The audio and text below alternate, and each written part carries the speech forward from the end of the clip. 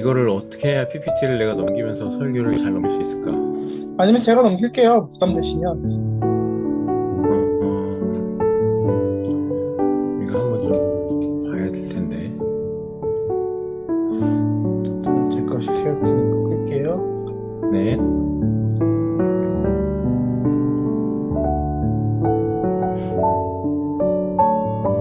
박사 한번 해보시겠어요, 그럼? 자, 이 화면을 공유합니다. 그럼 됐죠? 김성환 장모님이 들어오셨네요. 누가 억셉트 했죠? 하시지 마시지. 장모님 일찍 오셨네요. 우리 리허설 중인데. 어드미션 관련은 제가 할게요. 목사님 하지 마십시오. 변전사님도 제가 할게요. 어드미션 쪽은요. 네. 네. 자, 그러면 제가 이제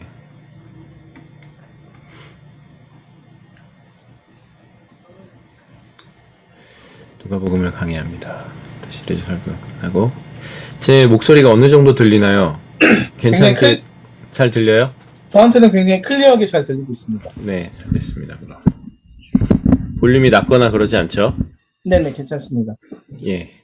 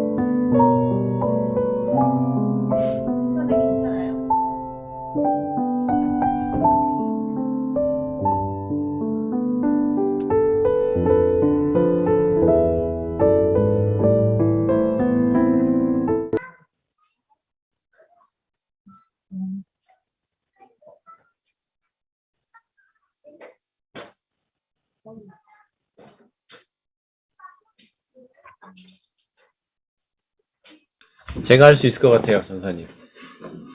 이거 일단 저 공유 중지할게요. 예배 네. 순서만 해주세요, 먼저.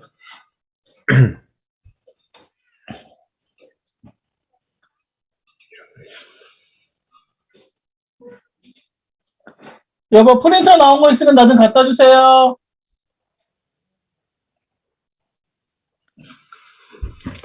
그러면 50분이죠?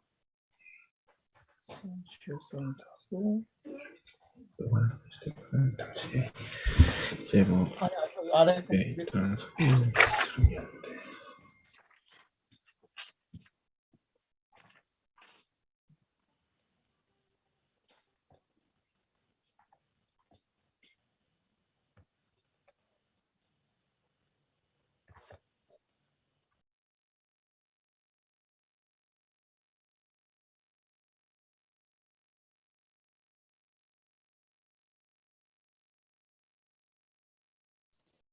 50분이니까 이제부터 저기 오시는 분들 다 그냥 안으로 들어오게 하겠습니다. 어드민 할게요.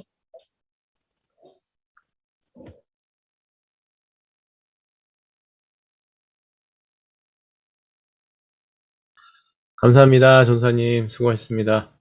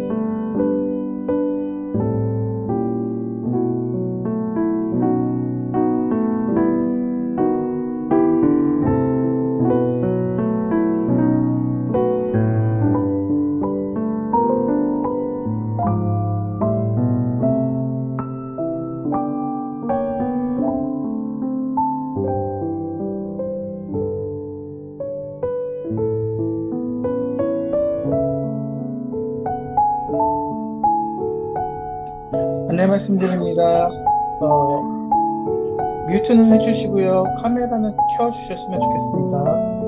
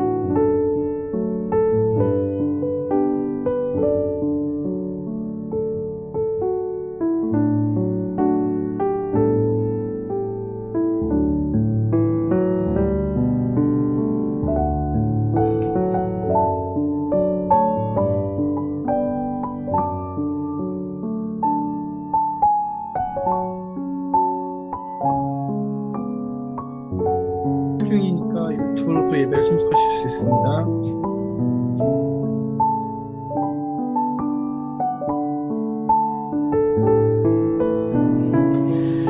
자, 시간이 됐으므로 우리 2021년 12월 5일 주일 예배 하나님께 올려드리겠습니다. 다 같이 마음과 정성을 모아서 하나님께 예배하면 좋겠습니다. 우리의 모인 자리가 교회가 아니고 지금 각 처소에서 있는 자리에서 하지만 우리가 동일하게 함께 하나님을 예배하며 우리의 있는 그곳에 하나님께서 임재하시고 함께 하실 줄 믿습니다. 기도하겠습니다. 만방 족속들아 영광과 권능을 여호와께 돌릴지어다. 여호와께 돌릴지어다. 여호와의 이름에 합당한 영광을 그에게 돌릴지어다. 예물을 가지고 그 앞에 들어갈지어다. 아름답고 거룩한 것으로 여호와를 경배할지어다. 아멘. 거룩하신 하나님 아버지, 우리의 마음 가득히 재림의 그리스도를 사모하며 이곳에 모여 함께 하나님을 예배하게 하여 주심을 감사를 드립니다. 우리가 비록 모인 곳이 각자의 처소이지만 이곳을 거룩한 하나님을 예배하는 곳으로 삼아 주시옵소서. 이곳에서 다시 오실 예수님을 모시고 기쁨과 감사의 잠치에 참여하게 하여 주시옵소서. 이 시간 우리의 드리는 예배를 받아 주시옵소서. 기뻐하는 우리의 찬미를 받으시고 기도에 응답하여 주시고 감사드리는 저희의 정성을 거두시기 원하며 예수님의 이름으로 기원하옵나이다. 아멘. 찬송가 105장 같이 찬양하시겠습니다. 찬송가 105장입니다.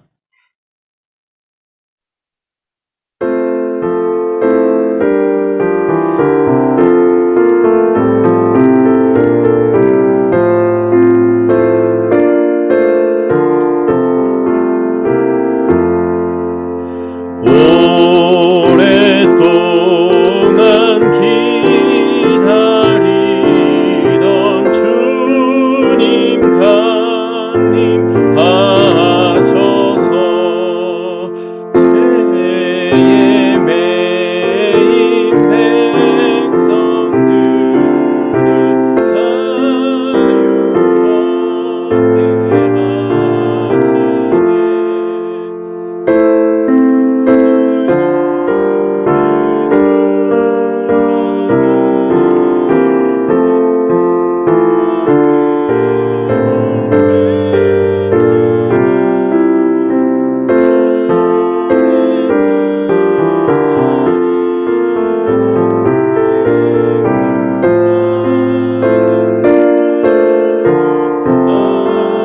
하시네.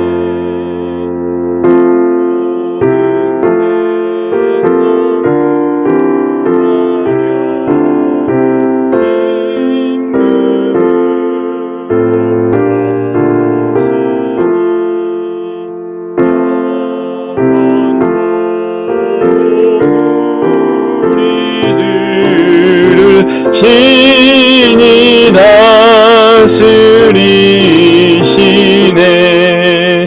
죄로 상한 우리 마음 은혜로서 고치고 주의 빛난 보좌 앞에 이르도록 하소서.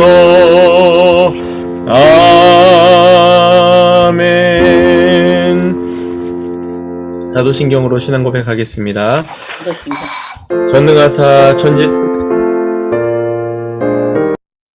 전능하사 천지를 만드신 하나님 아버지를 내가 믿사오며 그 외아들 우리 주 예수 그리스도를 믿사오니 이는 성령으로 잉태하사 동정녀 마리아에게 나시고 본디오 빌라도에게 고난을 받으사 십자가에 못 박혀 죽으시고 장사한 지 사흘 만에 죽은 자 가운데서 다시 살아나시며 하늘에 오르사 전능하신 하나님 우편에 앉아 계시다가 저리로서 산자와 죽은 자를 심판하러 오시리라.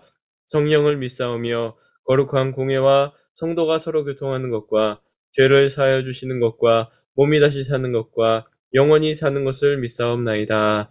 아멘. 찬송가 118장 찬양하시겠습니다.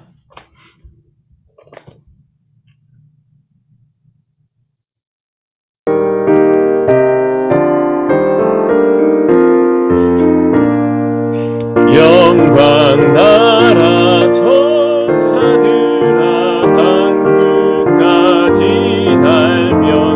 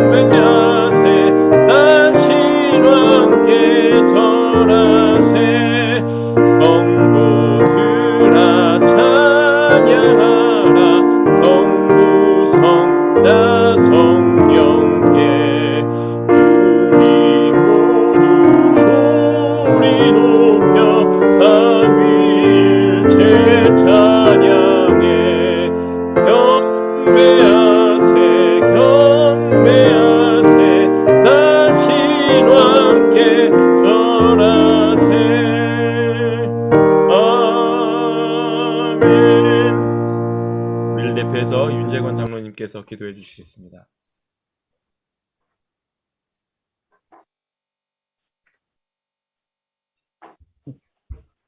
기도하겠습니다. 사랑의 하나님 아버지 감사합니다. 주님 저희들을 사랑하셔서 또 이렇게 주일에 각 처소에서 주님의 예배를 위하여 모이고 허락해 주시니 감사합니다.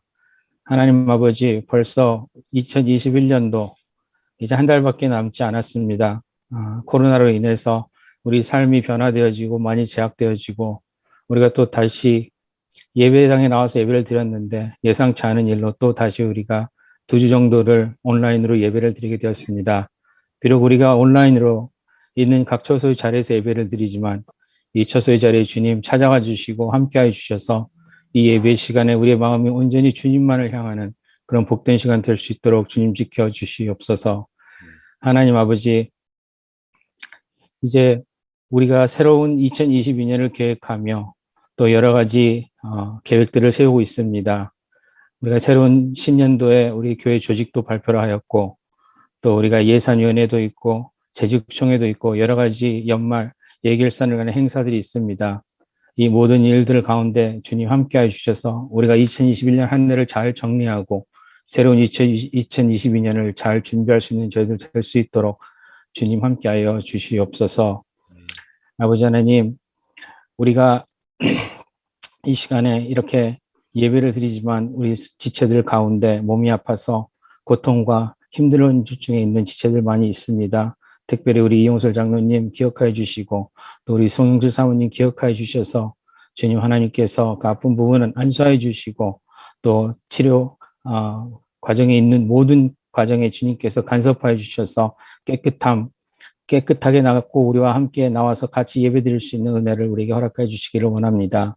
이 외에도 우리 지체들 가정에 말 못하는 힘든 어려운 사정들이 있을 수 있습니다. 하나님 아버지, 우리는 모르지만 주님은 다 알고 계시오니 그 가정들의 어려운 상황들을 주님 돌보아 주시고 하나님께서 그 힘든 가운데 오히려 주님을 바라볼 수 있는 저희 가정 될 수 있도록 주님 함께하여 주시옵소서.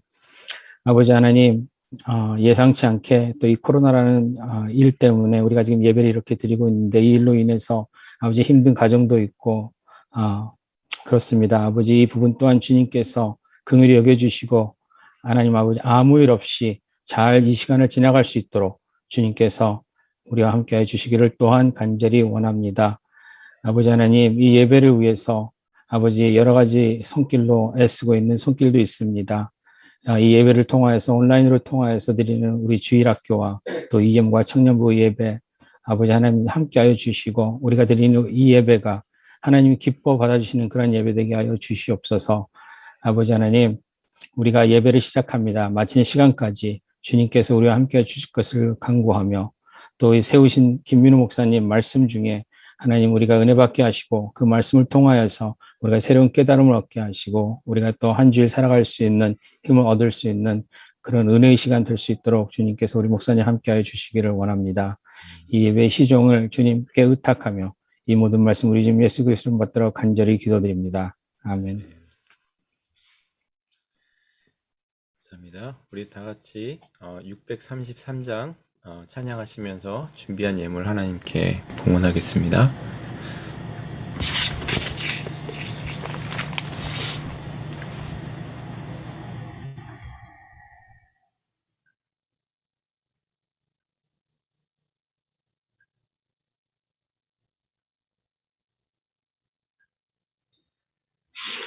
음악이 없는 것 같은데요. 제가 부르겠습니다. 나의 하나님 받으소서 주께 드리는 이 예물을 소리 높여 감사로 주께 드리네.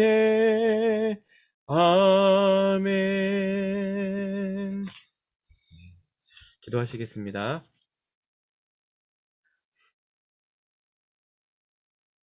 하나님 아버지, 감사합니다. 이 성탄의 절기에 우리가 함께 한자리에 예배하면 좋으련만 각자의 처소에서 하나님 앞에 나와 예배하며 하나님의 신령한 은혜 가운데 들어오게 하여 주심을 감사를 드립니다. 한 주간 동안 저희들에게 일할 수 있는 힘과 건강을 허락하여 주시고 때마다 시마다 채우시는 하나님의 손길로 말미암아 감사를 드립니다. 또한 목자 되신 하나님의 손길로 저희들의 삶을 선하게 인도하여 주심에 감사를 드립니다. 그 은혜에 감사하는 마음으로 예물을 드리며 나아가오니 저희들이 드리는 이 예물을 기쁘게 받아 주시옵소서. 공중의 새도 들풀도 먹이시고 입히시는 하나님을 바라보며 우리가 신뢰하며 염려를 넘어서서 하나님 나라와 의를 구하는 저희들이 되게 하여 주시옵소서. 하나님, 이 시간 저희가 우리의 마음을 모아 정성껏 구별하여 준비한 예물을 올려드립니다.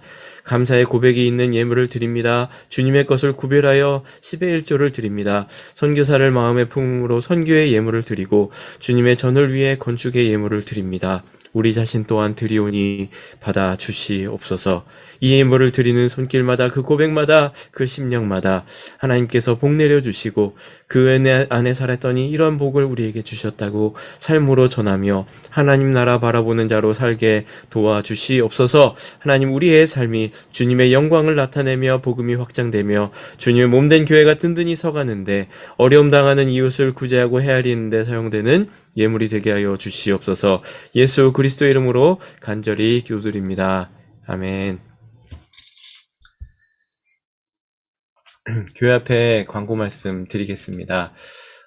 오늘은 대강절 둘째 주일로 여러분 우리가 함께 예배하고 있습니다.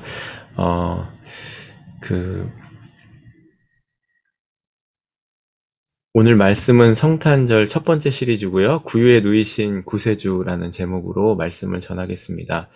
오늘 신년도 조직을 제가 카톡을 통해서 미리 보내드렸습니다. 그래서 전체 조직을 보시고 본인께서 어디에 속한지 이제 다 아시게 되셨을 것입니다. 그래서 내년에 섬길 부서에서 혹시 필요한 계획이나 또 예산이 있다면 이번 주 중으로 작성하셔서 금요일까지는 해당 위원장님께, 장로님께 보내주시면 되겠습니다. 그러면 저희가 이번 주 토요일 날 또 온라인으로 모여서 예산위원회를 할 계획인데요. 그때 참고해서 내년도를 잘 준비하도록 하겠습니다. 예산위원회 말씀드린 대로 토요일 오전 10시부터 줌으로 모이도록 하겠고요. 시간은 변경될 수 있습니다. 또 신무장로님, 권사님, 신무권사님 참여하게 됩니다. 온라인으로 임시예배로 전환됐습니다. 너무나 죄송하게도 제 아이가 코로나 확진을 받아서 예배 드리는 것이 혹시나 위험할 수도 있다 생각이 돼서 당회와 의논하고 2주간 예배를 온라인으로 드리게 됐습니다. 너무나 죄송한 마음 가득하고요. 죄송합니다. 지금 며칠을 지내면서 제가 생각해 보니까 이 어려움이 다른 분에게 생겼으면은 더 힘들었겠다, 그런 생각이 들었고요. 제가 이것을 겪는 것이 오히려 감사하는 마음이 생겼습니다. 하여튼 우리가 성탄의 절기에 같이 모여서 예배하는 것이 너무나 기쁘고 좋고 우리가 바라는 바인데 그렇지 못하게 되어서 정말 죄송하고 죄송합니다. 저희가 지금 예배를 줌으로 드리고 있고요. 온라인으로 이제 유튜브로도 동시에 송출을 하고 있습니다. 그러니까 혹시 못 보시는 분들은 유튜브를 통해서 볼 수가 있습니다. 수요 예배와 토요 새벽 기도회는 저희가 교회를 사용할 수 없기 때문에 일단은 멈추는 것으로 하겠고요. 아동부 예배는 11시, EM 예배는 12시에 오늘 드렸고 다음 주도 그렇게 드리게 됩니다. 12월 생일자들을 축하드립니다. 서운숙 권사님, 추정래 전도사님, 김정아 집사님, 존 프랭클랜드 전도사님, 그리고 김정미 집사님 축하드립니다. 감사합니다. 축하드립니다. 네. 예, 여러분 목소리가 들리면 더 좋을 텐데 저만 하니까 너무 이상합니다. 일단은 생일 축하드리고요. 한국에 방문해 계신 분들, 미국에 방문해 계신 분들 있습니다. 기억하시고 또 기억해 주시고요. 마지막으로 우리 이 중보기도 할 텐데요. 아픈 성도님들을 위해서 기도하겠습니다. 이용술 장로님, 또 송영실 사모님 회복해 주시기를, 또 우리 공동체 지체들 가운데 연약하고 아프신 모든 분들을 올려드리면서 우리 함께 기도하겠습니다. 하나님 아버지 감사를 드립니다. 부족한 공동체로 묶어주시고 가족으로 묶어주시고 함께 기도하며 이 길을 걸어가게 하여 주시니 감사를 드립니다. 용술 장로님 어려움 가운데 큰 치료를 받고 회복 중에 있습니다. 하나님께서 회복시켜 주시고 하나님의 능력에 손을 펼치시다 모든 병의 문제들이 해결되어지는 역사가 일어나게 하여 주시옵소서. 함께 하여 주시옵소서. 요양자비국에 있는 모든 일정 가운데 함께 해주시고 하나님의 치료의 손길을 경험하는 복된 시간이 되게 도와주시옵소서. 송영실 사모님 큰 수술을 마치고 치료를 받고 이제 회복 중에 있습니다. 할 때마다 하나님께 회복의 그 은혜를 경험하게 해주시고 더 아름다운 목소리로 나아가시도록 도와주십시오. 하나님 아버지 감사를 드립니다. 우리 이용술 장로님, 송영실 사모님, 또 우리 공동체 식구들 가운데 아프고 연약한 모든 식구들을 하나님께 올려드리오니 하나님 받아 주시옵소서. 그리고 하나님의 은혜의 손길로 품어 주시옵소서. 이용술 장로님, 이제 치료를 받으시고 회복 중에 있습니다. 또 요양자비국에서 있는데 지금 예배에 함께 참여하고 있습니다. 모든 그 요양의 시간 가운데 하나님께서 함께하여 주시고 하나님께서 치료의 강선을 발하여 주시사 몸의 아픈 모든 부분들을 깨끗이 회복시켜 주시옵소서. 하나님의 은혜의 시간을 더 경험하는 시간 되게 하여 주시고 아픔 가운데 하나님께서 주시고 회복하시는 모든 것들을 경험하는 복된 시간이 되게 도와주시옵소서. 송영실 사모님, 큰 수술과 치료를 마치시고 이제 회복 중에 있습니다. 한 주 한 주 회복되어 가며 하나님께 찬양하며 하나님을 높일 수 있는 시간이 되는 것이 너무나 감사한 가운데 있사오니 하나님께서 동행하여 주시고 더 회복시켜 주셔서 전보다 더 아름다운 마음으로 모습으로 입술로 하나님 찬양하는 우리 사모님 될 수 있도록 도와주시옵소서. 그 밖에도 우리 공동체 식구들 가운데 아픔 가운데 연약함 가운데 하나님께 기도하며 나아가는 우리 공동체 식구들 한 사람 한 사람 붙잡아 주시고 하나님의 은혜를 부어주시사 회복하시는 하나님, 또 아픔 가운데 동행하시며 함께 하시는 하나님, 그리고 그 가운데 치유하시는 하나님 경험케 하여 주시옵소서. 예수님 이름으로 간절히 기도드립니다. 아멘. 네. 감사합니다. 우리 이 시간에는 하나님께서 주신 말씀 같이 봉독해 올리도록 하겠습니다. 여러분 목소리도 안 들리고 저도 안 들리지만 우리 다 같이 제 목소리에 맞춰서 읽어주시면 좋겠습니다. 누가복음 2장 1절에서 7절까지 말씀입니다. 누가복음 2장 1절에서 7절까지 말씀 우리 같이 봉독하겠습니다. 그때 가이사 아구수더가 영을 내려 천하로 다 호적하라 하였으니 이 호적은 구레뇨가 수리아 총독이 되었을 때에 처음 한 것이라.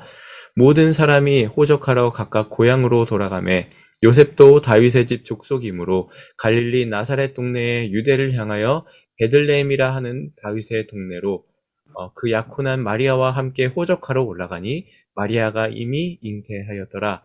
거기 있을 때에 해산할 날이 차서 첫 아들을 낳아 강보로 싸서 구유에 뉘었으니 이는 여관에 있을 곳이 없음이러라. 아멘.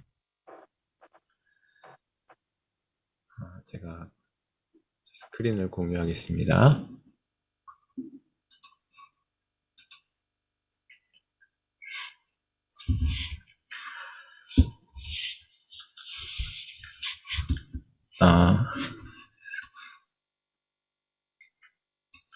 할렐루야, 여러분 반갑습니다. 이렇게 온라인으로 뵙게 돼서 죄송하고 또 죄송한 마음이 가득합니다. 근데 여러분의 건강이 더 중요하고 그러니까 이렇게 예배하는 점 Recording in progress. 양해의 말씀을 부탁을 드립니다. 저희가 오늘부터 다시 누가복음 강해를 시작합니다. 우리 시리즈 설교가 끝나고 대강절에 맞춰서 이제 예수님의 탄생의 말씀을 나누고 싶어서 이렇게 누가복음 강해로 다시 들어오게 됐습니다. 오늘 예수님께서 이제 베들레헴에서 태어나시면서 구유에 누이신 사건을 우리가 오늘 조명해 보면서 하나님께서 주시는 은혜를 나누고자 합니다. 마리아는요, 천사의 그 예수님 처녀 마리아가 잉태하게 된다는 그런 소식을 말을 듣고 누가복음 1장 38절 말씀에서 주의 여종이오니 말씀대로 내게 이루어지겠습니다. 이루어지이다라는 고백을 통해서 믿음으로 그 상황을 받아들이게 되었습니다. 그리고 친척 엘리사벳을 방문해서 엘리사벳에게 성령의 그 충만함을 통해서 받아들은 그런 고백을 듣게 됩니다. 주께서 하신 말씀이 반드시 이루어지리라고 믿은 여자에게 복이 있다는 그 고백을 엘리사벳에게 들으면서 마리아는 마음 가운데 더 확신이 있게 되었고 그 확신에 차서 마리아 찬가를 불렀던 것을 저희가 나누었습니다. 그 마리아는 3개월 정도 엘리사벳과 있다가 이제 나사렛으로 돌아오게 되었습니다. 그때 세상에서 어떤 일이 일어나고 있었냐 하면 당시에 로마 황제 가이사 아구스도, 그러니까 옥타비아누스 황제가 명령을 내려서 모든 사람을 호적하라고 하게 되었습니다. 인구조사를 시킨 것입니다. 이 인구조사의 목적은 딱 두 가지였습니다. 하나는 로마 황제의 영향력으로 로마의 통치하에 있는 나라들이 번영하고 있다는 확신을 주는 그런 사인으로 인구조사는 그렇게 해지게 되었던 것이고요. 두 번째로 인구조사는 그 인두세를 징수하기 위함이었는데요. 12살 이상 된 모든 사람들이 그곳에 돈을 내면서 그 세금을 내게 징수하게 해서 정부는 많은 돈을 징수할 수 있게 되었습니다. 로마의 법대로 하면 요셉은 그냥 나사렛에서도 그냥 했어도 됐는데 유대인들의 전통을 따라서 고향으로 가서 호적을 하게 됩니다. 그때 마리아를 두지 않고 함께 내려가게 되는 것입니다.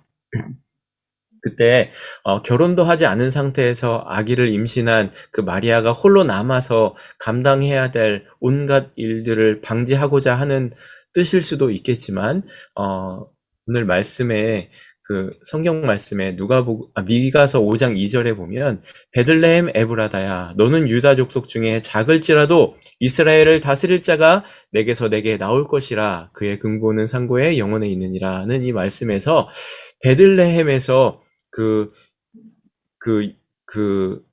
이스라엘을 다스릴 자, 구원자, 메시아가 난다는 그러한 소식을 이들도 알았을 것이기 때문에 이 마리아와 요셉은 엄숙한 책임감을 느끼고 믿음으로 그 길을 갔을 것이라는 생각도 하게 됩니다.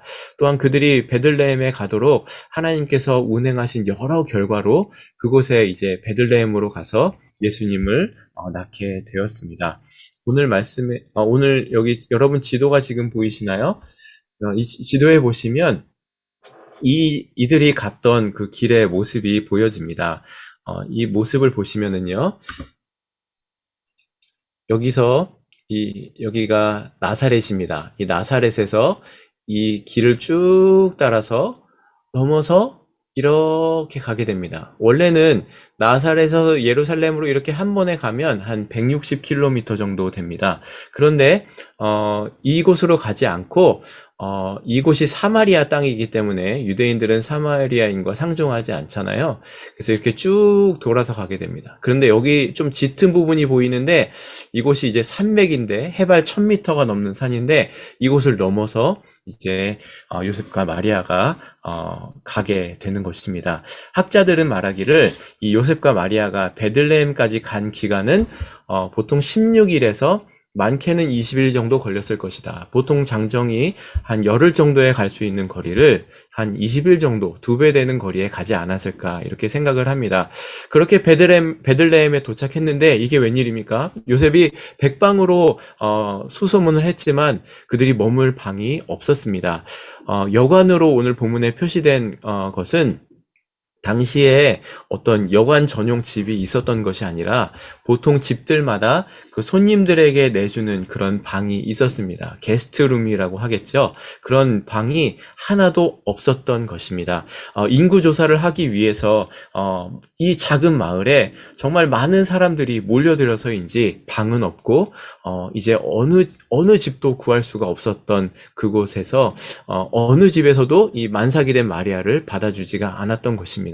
결국 한동안 머물 수 있었던 곳은 길가에 있었던 양의 우리였습니다.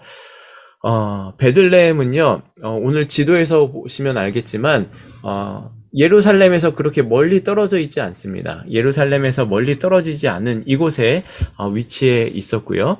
그곳에서 있었던 이유 중에, 이곳이 좋은 지리적 위치 가운데 있었던 것 중에 하나는요, 베들레헴은 예루살렘에서 2시간 거리 정도에 있었고, 제사를 위해서 양을 키워 팔기에 좋은 자리에 있었던 것입니다. 그래서 또 유대 광야가 그 가운데 위치해 있었기 때문에 양을 치기에 정말 좋은 지역이었어요. 그래서 또 비탈길 이곳 저곳에 자연스럽게 형성된 그런 동굴들이 있어서 양 우리로 쓰기에 굉장히 적합했었다고 합니다. 또한 비탈 이곳 저곳에 있는 그곳에 자연 동굴을 사용해서 입구에 돌담을 쌓고 또 가시덩굴을 올려놓아서 양이 뛰어넘어가는 것을 막고 또 맹수들이 오는 것을 막으면서 그렇게 양을 키웠던 곳이었습니다. 예수님이 지금 태어나신 계절은요, 이제 겨울입니다. 즉, 겨울은 여기서는 추운 곳이지만 그곳에는 비가 오는 우기였기 때문에, 평생 이제 씻지 않은 양의 노린내가 가득한 그런 축축한 우리의 냄새를 여러분 한번 상상해 보시기 바랍니다. 하늘 영광 버리시고 이 땅에 오신 예수님은 길거리 한 모퉁이에 아주 어둑한 동굴의 최악의 장소에서 태어나셨던 것을 우리는 떠올려 보았으면 좋겠습니다. 여러분, 목수인 요셉이 아기가 어떻게 태어나는지 알았겠습니까?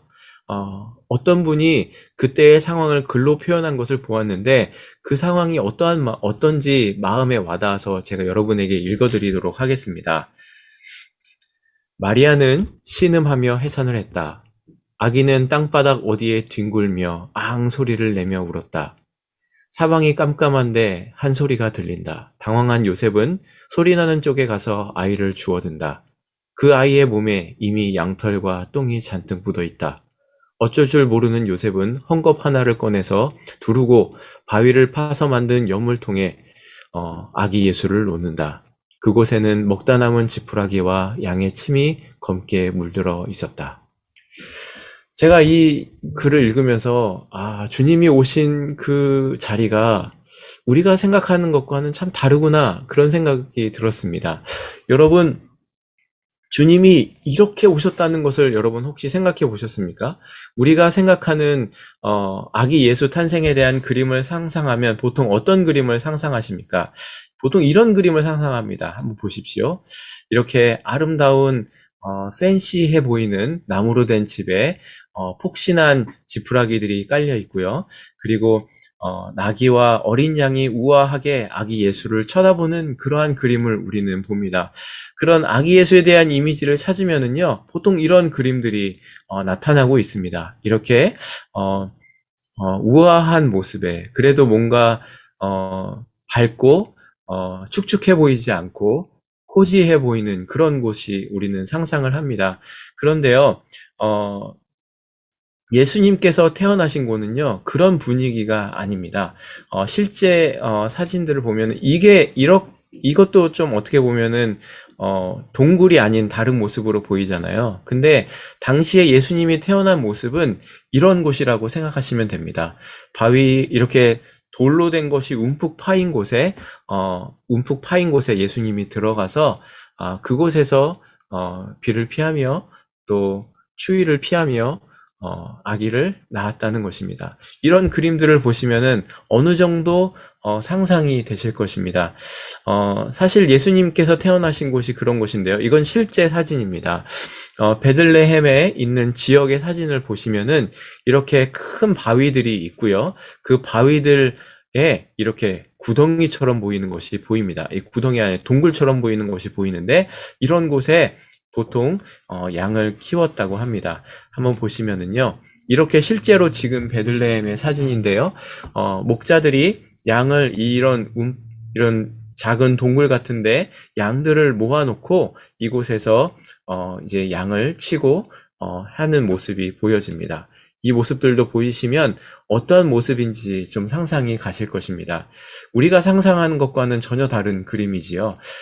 그리고 이곳은요, 이제 예수님께서 태어난 곳으로 추정되는 그런 동굴입니다. 입구고요. 그 안에는 이렇게 태어난 장소로 여겨지는 곳입니다. 이러한 곳에서 예수님이 태어나셨다는 것입니다. 아주 어둡고 축축한 곳에 예수님이 태어나셨다는 것이죠. 여러분 한번 생각해 보십시오. 하나님께서 온 세상을 구원하기 위해서 아주 오랜 시간을 준비하시고 예수 그리스도를 보내주셨습니다. 그런데 그 구원자 예수님을 하필이면 양우리에서 태어나셔서 왜 구유에 눕게 하셨을까요? 이것이 오늘 우리가 나누고 싶은 이야기입니다. 우리 하나님이 능력이 없으셔서 그러셨을까요? 아닙니다. 왜 누가복음에서 3차례나 구유에 대해서 언급하고 있는 것일까요? 우리는 오늘 그것을 생각해 보고자 합니다. 구유는 보통 이렇게 생긴 것을 이야기합니다. 헬라어로는 파트네라고 하는데요. 영어로는 메인저라고 합니다. 당시 구유는요, 이렇게 돌을 파서 만든 것이었습니다. 이곳에 집을 담아서 동물에게 먹이고 물도 먹이는 곳이었습니다. 이 구유가 의미하는 것이 무엇일까요? 왜 하나님은 독생자 예수 그리스도를 구유에 누이셨을까요? 오늘 그 의미를 좀 나누고자 하는데요. 첫 번째는요, 구유는 가장 낮은 곳으로 오신 주님을 보여주는 곳이기 때문에 그렇습니다. 7절 말씀을 제가 읽겠습니다. 첫 아들을 낳아 강보로 싸서 구유에 뉘었으니 이는 여관에 있을 곳이 없음이러라 라고 말합니다. 여러분, 누가 자기 아들을 구유에 눕히고 싶겠습니까? 하나님께서 독생자 예수 그리스도를 이 땅에 보내시는데 하나님은 왜 이런 자리에 예수님을 보내셨을까요? 하나님께서 마음 먹으시면 충분히 편안하고 안락하고 따뜻한 곳에서 예수님을 잉태케 하실 수 있으셨을 텐데 왜 하나님께서는 예수님을 이런 양의 우리에 축축하고 어둡고 그리고 이런 천한 곳에 구유에 예수님을 눕히셨을까요? 하나님께서는요, 만약에 하나님께서 우리 예수님을 왕궁에 태어나게 하셨다면 아마도 사람들은 그런 예수님에 대해서 자신에 대해 예수님은 전혀 공감하지 못할 뿐, 왕으로 태어난 사람이 우리 상황을 뭘 알아? 이런 생각을 할지도 모르겠습니다. 우리에 대해선 전혀 공감하지 못하시는 분이라고 생각할 것입니다. 예수님은 왕이고 나는 천민. 끝 이렇게 생각할지도 모릅니다. 그런데 하나님께서는요, 인간이 살고 있는 곳에서 가장 낮고 가장 천한 자리에 예수님을 오게 하셨습니다. 그리고 그 삶을 살아내게 하심으로 연약하고 소외된 자들의 마음을 다 겪게 하셨다는 것을 우리는 보게 됩니다. 여러분, 우리 주님은요, 진짜 하나님 그리고 진짜 인간으로 오셔서 우리의 연약함과 사정을 모두 아실 수 있는 그런 분이라는 것을 믿으시기 바랍니다. 히브리서 4장 14절 말씀을 함께 읽겠습니다. 그러므로 우리에게 큰 대제사장이 계시니 승천하시는 이 곧 하나님의 아들 예수시라 우리가 믿는 도리를 굳게 잡을지어다 라고 말합니다. 그리고 16절까지 읽겠습니다. 우리에게 있는 대제사장은 우리의 연약함을 동정하지 못하시리가 아니요 모든 일에 우리와 똑같이 시험을 받으신 이로되 죄는 없으시니라. 16절입니다. 그러므로 우리는 긍휼하심을 받고 때를 따라 돕는 은혜를 얻기 위하여 은혜의 보좌에 담대히 나아갈 것이니라. 아멘. 여러분, 우리는 긍휼하심을 받고 때를 따라 돕는 은혜를 얻기 위해서 은혜의 보좌 앞에 담대히 나아갈 것이라고 말씀하고 있습니다. 이 히브리서 4장 14절에서 16절까지 말씀을 보면 우리 주님께서 우리의 아픔을 체휼하시는 그러한 주님이시라는 것입니다. 체휼한다는 것은요, 처지를 이해해서 가볍게 여기다라는 것입니다. 우리 주님이 우리의 그 연약함과 그 아픔을 다 체휼하시며 우리가 어떻게 살아야 하는지를 보여주시기 위해 주님도 이 자리에, 그 낮고 천한 자리에 오셨다라는 것입니다. 그래서 이제부터 하나님께서 예수님을 통해서 하시는 일들은요, 정말 이제부터 하나님께서 하시는 일들은 아기 예수님 예수님이 누이신 자리가 어떠한 자리인지를 가장 잘 설명해 주는 것이 되게 됩니다. 예수님께서 누이신 그 구유는요, 그렇기 때문에 길 잃은 우리를 먹이시기 위해 오신 주님이심을 보여주는 자리입니다. 여러분, 요한복음의 저자가 예수님께서 오병이어의 기적을 베푸신 다음에 이렇게 했던 말씀을 기록하고 있습니다. 함께 읽어보시겠습니다. 시작. 예수께서 이르시되 나는 생명의 떡이니 내게 오는 자는 결코 주일이지 아니할 터이요 나를 믿는 자는 영원히 목마르지 아니하리라. 아멘. 여러분, 여기서 뭐라고 말씀하고 계세요? 예수님께서 오병이어의 그 엄청난 기적을 베푸신 다음에 제자들에게 이렇게 말씀하시고 계십니다. 내가 생명의 떡이다 라고 말씀하시고 계십니다. 여러분, 마태, 마가, 누가는요, 예수님께서 최후의 만찬을 드시면서 제자들에게 하신 말씀을 기록하고 있습니다. 이 말씀도 22장 19절 같이 읽겠습니다. 누가복음 22장 19절입니다. 시작. 또 떡을 가져 감사기도 하시고 떼어 그들에게 주시며 이르시되 이것은 너희를 위하여 주는 내 몸이라 너희가 이를 행하여 나를 기념하라 라고 말씀하셨습니다. 여러분, 예수님이 구유에 누이시고 자신이 생명의 떡이라고 하시고 성찬을 통해서 떡을 떼며 이것이 너희를 위하여 주는 내 몸이라고 하신 말씀은 전혀 다른 말씀들을 이야기하고 있는 것이 아니라는 것입니다. 먹이 용도로 쓰이는 그 구유는요, 예수님께서 이 땅에 어떤 의도와 목적을 가지고 오셨는지를 보여주고 있는 것입니다. 앞으로 주님께서 어떠한 일들을 행하실 것인지를 보여주는 표시가 바로 예수님께서 구유에 놓이신 그 사건인 것입니다. 우리 주님 너무 불쌍하시다. 너무 딱하시다. 어떻게 그런 자리에 오셨을까? 이런 소리를 들으려고 하신 것이 아니라 단순히 나를 위로하고자 낮은 곳에 보내신 것이 아니라 예수님 자신을 우리의 영혼의 떡이 되게 하시기 위해서 오셨다는 것을, 그 구유통에 예수님이 누우셨다는 것을 보이기 위해서 오셨다는 것을 우리는 깨달아야 되겠습니다. 예수님은요, 다른 방식으로는 결코 채울 수 없는 우리의 영적인 그런 갈급함과 그 굶주림을 채워주시기 위해 이 땅에 오셨다는 것입니다. 여러분, 예수님께서 공생애를 처음 시작하실 때 광야에서 사탄에게 받은 그 첫 시험이 뭔지 아십니까? 그것은 돌로 빵을 만들라는 시험이었습니다. 40일 금식을 하시며 예수님께서 그 받은 첫 시험은 바로 돌로 빵을 만들라는 시험이었습니다. 이때 예수님께서 신명기 8장 3절의 말씀을 통해서 사탄의 시험을 물리치십니다.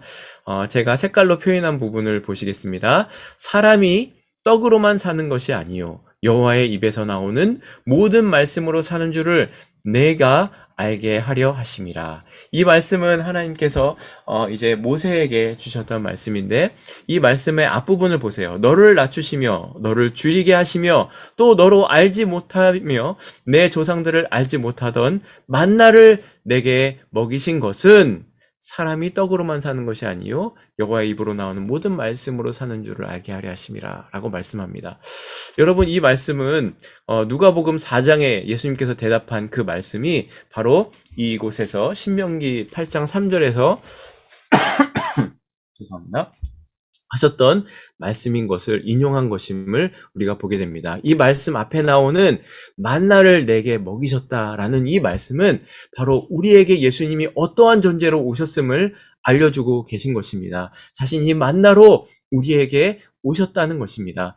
여러분, 예수님께서는요, 우리 인생이 결코 다른 것으로 채워질 수 없음을 아시고 우리의 인생을 무엇으로 채워야 하는지 아시고 깨닫게 하시기 위해서 오셨다는 것입니다. 여러분, 이제 2021년 성탄이 이제 며칠이 남지 않았습니다. 우리가 성탄을 맞이하며 여러분에게 이번 성탄은 어떠한 의미를 주고 있습니까? 올해는 새로 직업도 가졌고 했는데 아직 집이 없네. 하나님, 내년에는 저에게 집을 허락하여 주십시오. 하나님, 우리 아이가 더 좋은 성과를 내게 해주십시오. 하나님, 더 좋은 대학에 가게 해주십시오. 더 좋은 직장을 잡게 해주십시오. 여러분, 혹시 우리는 이런 떡만을 구하고 살고 있지는 않습니까? 사탄이 예수님에게 시험했던 떡의 시험이 바로 이것입니다. 너 지금 배고프잖아. 지금 말씀 읽을 시간이 어딨어? 예배 드릴 시간이 어딨어? 빨리 정착 안 해? 빨리 딱 눈 감고 은퇴할 때까지만 일단 이 떡부터 먹고만 살아 라고 우리에게 속이고 있는 것입니다. 떡의 시험입니다. 그런데 여러분, 그것이 채워집니까? 절대 채워지지 않습니다.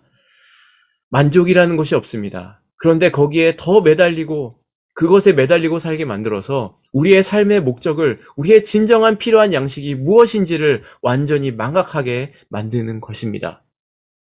여러분, 이런 사람은 무엇을 잃고 있는 것입니까? 영혼의 떡을 잃고 있는 것입니다. 우리는 기르는 양과 같다는 것입니다. 참된 양식이 무엇인지 모르고 살고 있는 양이라는 것입니다. 그런 우리를 위해서 우리 주님께서 오셨다는 것입니다. 자신의 몸을 던져 앞으로 행하실 일들을 예고하시며 나를 먹으라 하시는 것입니다. 무슨 말씀이십니까? 하나님께서 우리를 구원하시고 예배하신 영원한 나라를 바라보면서 이 땅에 나를 부르신 목적에 맞게 살라라고 구유에 자신의 몸을 놓이신 것입니다. 여러분, 내년에 우리 공동체가 공동체 성경 읽기라는 것을 함께 하게 될 것입니다. 3개월 동안 성경을 함께 통독하게 될 것입니다. 여러분의 있는 자리에서 함께 모이게 되고 새벽에도 이 말씀으로 함께 말씀을 봉독하며 말씀을 읽으며 함께 하나님의 말씀으로 우리의 삶을 채우는 시간을 가지게 될 것입니다. 먼저 이것을 한 교회들로부터 정말 놀라운 소식을 제가 들었습니다. 얼마나 그 성경을 읽기만 했는데, 성경을 우리의 마음 삶 속에 읽으며 채우기 시작했는데 놀라운 일들이 그들에게 경험되었다는 것입니다. 여러분, 우리도 이것을 하면서 정말 함께 그런 말씀으로, 영적인 양식으로 우리를 채우는 시간을 갖게 될 것입니다. 여러분, 성탄을 맞이하는 우리의 마음이 바로 그러한 마음으로 우리의 마음을 좀 다잡는 시간이 되었으면 좋겠습니다. 주님께서 이곳에 구유에 자신을 누이신 것이 우리를 위해 정말 영원한 양식을 바라고 너희가 살라고 만나로 우리에게 주신 주님의 몸이라는 것을 기억했으면 좋겠습니다. 마지막으로 우리가 나눌 것은, 구유에 누이신 예수님은요, 자신이 제물 되시기 위해 오셨음을 보여주는 사건이라는 것을 우리는 깨달아야 됩니다. 어떤 학자가 예수님께서 구유에 누이신 사건을 해석하는 것이 제 마음에 와닿아서 그 이미지를 여러분과 나누고자 합니다. 당시 베들레헴에는요, 예루살렘과 가까웠기 때문에 제물로 드려질 흠없는 어린 양을 키우는 곳이기도 했다고 합니다. 그래서 목자들이 양을 키울 때 제물이 될 그 흠없는 양을 따로 모아서 키웠다는 것입니다. 그래서 그런 종류의 그런 제물로 드려질 양들만 따로 모아서 양 우리에 넣어두고 그곳에 구유를 놔두고 키웠다는 것이지요. 그런데 예수님께서 그 제물로 드려질 양들을 먹이는 구유통에, 그 밥통에 예수님께서 누이셨다라는 것입니다. 여러분, 이 사실을 예수님께 하나님께 드릴 제물로 드려질 구유에, 그 양들이 먹는 구유에 누였다는 것을 제일 가장 잘 알 수 있는 사람이 누구일까요? 하나님께서는요, 그 사람들을 처음 예수님을 증거하는 사람으로 부르십니다. 그 사람들이 우리가 다음 주에 나누게 될 본문에 나오는 목자들입니다. 들에서 양을 치던 목자들입니다. 이 사람들은요, 양치기 전문가고요. 그리고 양을 제물로 드려질 양을 어떻게 구별하여서 키워야 되는지 가장 잘 아는 사람들이었습니다. 그런데 천사의 소식을 듣고 그들이 갔을 때 예수님이 누여진 그 양의 우리가, 그 구유가 어떠한 것이었는지를 그 사람들은 가장 먼저 깨닫게 되었을 것입니다. 제물로 드려질 양우리에 누이신 예수님을 목자들이 보았을 때 그들은 구세주가 누여있는 그 구유의 의미를 어쩌면 가장 잘 안 사람이 되었을 것입니다. 여러분, 우리 구유에 누이신 예수님은요, 주님께서 우리를 위해서 걸어가실 길이 어떠한 것인지를 보여주는 그런 모습으로 오신 것이라는 것을 우리가 그래서 깨달았으면 좋겠습니다. 히브리서 9장 12절 말씀을 함께 읽겠습니다. 염소와 송아지의 피로 하지 아니하고 오직 자기의 피로 영원한 속죄를 이루사 단번에 성소에 들어가셨느니라. 구유에 누이신 주님께서 자기의 피로 영원한 속죄를 이루시고 주님을 믿는 자로 하여금 영원한 생명의 자리로 이끄시기 위해 주님께서 그 자리에 누이셨다는 것을 우리는 기억해야 될 것입니다. 여러분, 마가복음 10장 45절 한번 같이 읽겠습니다. 인자가 온 것은 섬김을 받으려 함이 아니라 도리어 섬기려 하고 자기 목숨을 많은 사람의 대속물로 주려 함이라. 아멘. 여러분, 우리 주님께서 많은 사람의 대속물이 되기 위해서 이곳에 오셨다는 것을 보여주는 사건이 바로 예수님께서 구유에 누인 사건인 것입니다. 여러분, 죄의 삭은 사망입니다. 그렇기 때문에 죽는 일이 없이는 구원받을 수가 없었습니다. 그래서 구약시대에는 송아지나 양이나 염소를 죽여서 제물로 드려서 죄사함을 받았던 것입니다. 여러분, 왜 예수님께서 우리의 대속물이 되어주신 줄 아십니까? 하나님께서 우리를 너무나 사랑하시기 때문에 그랬던 것입니다. 여러분, 자식이 아프면 어떻습니까? 부모의 마음이 찢어집니다. 내가 다시는 아프면 좋겠습니다. 그게 부모의 마음입니다. 그런데 하나님의 마음은 그보다 더 큰 사랑이라는 것을 여러분 깨달으시기를 바랍니다. 6.25 사변 직후에 이런 일이 있었다고 합니다. 남편이 군대에 나가고 부인은 혼자 애를 낳게 됐는데 아기를 낳으면 먹을 양식도 없고 아기를 싸줄 옷도 없었다고 합니다. 그래서 금방 한참 이제 그 크리스마스 전날이 되어서 어둑어둑해지고 있을 때 한참을 가다가 아기 엄마가 다리 위를 지나가는데 금방이라도 아기가 나올 것 같은 산통을 겪게 됐습니다. 그래서 아무도 안 보이는 다리 밑으로 내려가서 혼자 아기를 낳았습니다. 그래서 이 산모는 아기를 자기 속옷으로 벗어서 싸주고 겉옷으로 싸주다 보니까 산모는 벌거벗은 몸으로 얼어 죽게 되었습니다. 그 이튿날에 아침에 선교사가 그 어려운 사람의 소식을 듣고 선물을 가지고 차를 가지고 그곳을 지나게 되었는데 마침 그 다리 위에서 차가 멈췄습니다. 기름이 떨어졌던 것입니다. 그래서 마침 차를 보고 있을 때 다리 밑에서 들리는 아기 울음소리를 듣고 내려가 보았더니 산모는 얼어 죽고 아기는 산모의 옷으로 꽁꽁 쌓인 채 산모에게 안겨 있었다고 합니다. 그래서 그 선교사는 그 아기를 집으로 데리고 와서 키웠다고 합니다. 그리고 나서 이 아이가 10살쯤 되었을 때에 선교사 보고 자기 어머니에 대해서 알려달라는 이야기를 듣고 이 선교사는 그 어린아이를 데리고 그 어머니 무덤에 찾아가서 자기 어머니에 대한 이야기를 다 해주었다고 합니다. 그 이야기를 다 듣고 난 그 아들은 너무나 감격해서 후눕게 울며 자신의 모든 옷을 하나하나 벗어서 자기 어머니 무덤을 덮어주면서 이렇게 울었다고 합니다. 어머니 옷을 다 벗어서 저를 낳으시느라 얼마나 추우셨습니까? 하면서 흐느껴 울었다는 것입니다. 그 어머님은 자식을 사랑했기 때문에 자식을 대신해서 죽었던 것입니다. 여러분, 요한복음 3장 16절 우리가 잘 아는 그 말씀이지요. 하나님이 세상을 이처럼 사랑하사 독생자를 주셨으니 이는 그를 믿는 자마다 멸망치 않고 영생을 얻게 하려 하심이라. 아멘. 여러분, 우리 하나님은요, 우리를 부모보다 더 사랑하시고 더 큰 사랑으로 사랑하시는 하나님이신 줄 믿으시기 바랍니다. 그렇기 때문에 우리를 그렇게 사랑하셔서 낳고 천한 그 자리에 그리고 그 구유에 자신의 독생자 예수 그리스도를 그 구유에 누이시며 자신을 먹이시며 대속제물로 내어주시며 대신 십자가에 죽으셨던 것을 우리는 기억했으면 좋겠습니다. 그래서 이번 성탄은 그렇게 오시는 주님을 마음에 담는 시간이 되었으면 좋겠습니다. 말씀을 맺겠습니다. 여러분, 예수님께서 누이셨던 구유는 가장 낮은 곳으로 오셔서 우리의 아픔을 채울하시는 그 주님을 보여주는 구유라는 것을 기억했으면 좋겠습니다. 또한 예수님께서 누이셨던 구유는 길을 잃은 우리들을 먹이기 위해서 자신의 몸을 던져서 참된 양식이 무엇인지를 깨닫게 하시고 먹이시는 주님을 보여주는 구유라는 것을 기억해야 되겠습니다.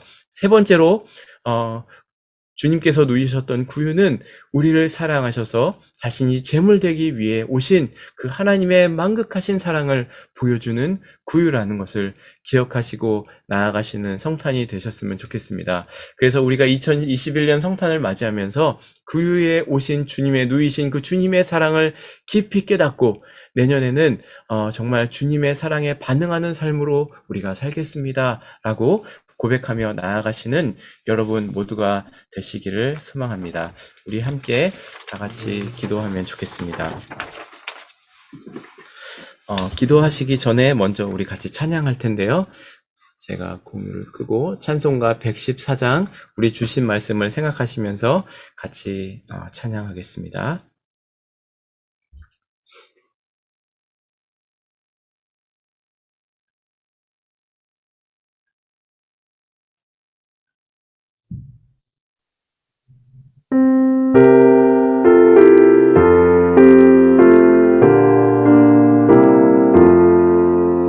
그 어린 주 예수를 자리 없어 그 귀하신 몸이 구유에 있네.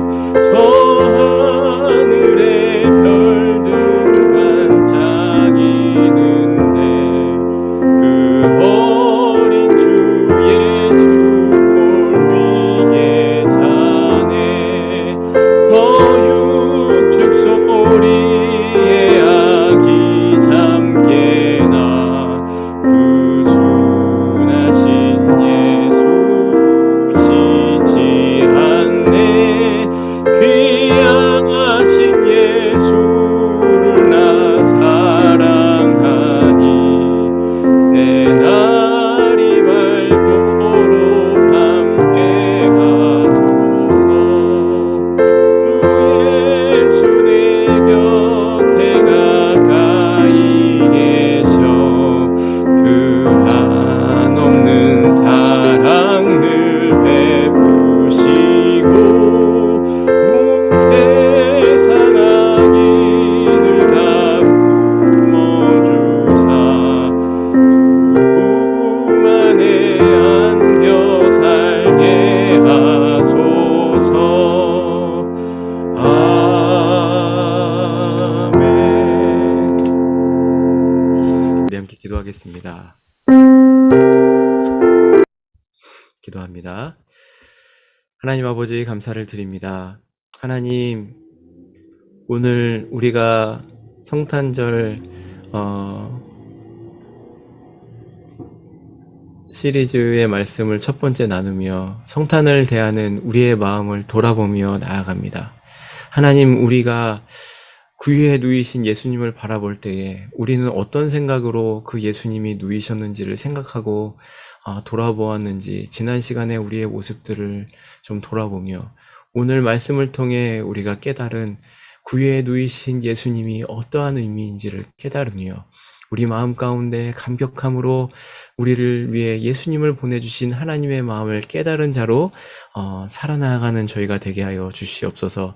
가장 낮은 곳으로 오셔서 주님, 우리의 아픔을 채울하시는 그 주님을 미심을 구유를 통해 깨닫게 하여 주시고, 또 정말 길을 잃은 양과 같은 우리들에게 자신의 몸을 던져서 참된 양식이 되어주시는 그 주님, 그리고 우리에게 정말 바라보고 소망해야 되는 것이 무엇인지를 깨닫게 하여 주시는 그 주님, 그 참된 양식이신 주님을 먹으며 우리가 살아가기를 원한다는 그 주님의 마음으로 구유에 자신의 몸을 던지신 주님을 우리가 깨닫게 하여 주시옵소서. 또한 우리를 사랑하셔서 자신의 몸을 제물로 던져주시기 위해 구유에 누이신 그 주님의 마음을, 하나님의 마음을 깨달은 자로 오늘도 우리가 이번 성탄을 맞이하며 우리가 우리를 위해 그 길을 걸어가신 다함없는 사랑으로 하나님의 엄청난 사랑이 담겨있는 이 구유의 의미를 깨달은 자로, 그리스도 독생자 예수 그리스도를 보내신 하나님의 마음을 깨달은 자로 살아가는 모두가 되게 도와주시옵소서.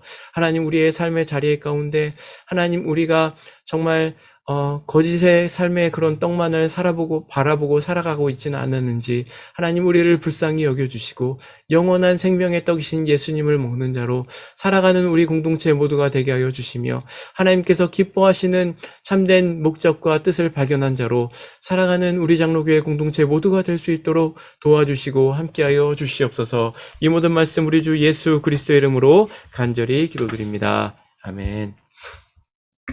우리 주의 영광 이곳에 가득해 3번 부르고 축도하고 마치도록 하겠습니다. 주의 영광 이곳에 가득해 우린 선의 주님과 함께 찬양하며 우리는 전진하리.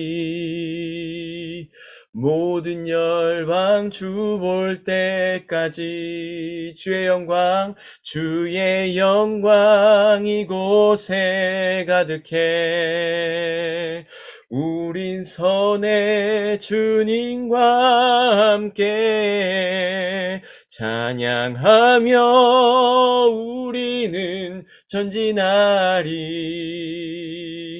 모든 열방 주 볼 때까지. 다시 한번 주의 영광 이곳에 가득해 우린 선의 주님과 함께 찬양하며 우리는 전진하리. 모든 열방 주 볼 때까지. 이제는 길과 진리요 생명이신 우리 주 예수 그리스도의 은혜와 세상을 이처럼 사랑하사 독생자를 주신 하나님 아버지의 다함 없으신 사랑하심과 우리와 함께 하시며 인도하시는 성령님의 교통 역사 인도하심이 이 시간 주신 말씀을 담으며 가장 낮은 곳으로 오셔서 우리의 아픔을 체휼하신 주님을 만난 자로 길 잃은 우리를 먹이기 위해 자신의 몸을 던져 참된 양식이 무엇임을 깨닫게 하시고 먹이시는 주님의 사랑을 깨달은 자로 우리를 사랑하셔서 자신이 제물 되시기 위해 오신 주님을 경험한 자로 살아가기로 작정하고 온라인에서 함께 예배하며 나아가는 우리 공동체 모두의 위에 그들의 삶과 가정과 일터 위에 이제로부터 영원토록 함께 하시기를 간절히 축원하옵나이다. 아멘.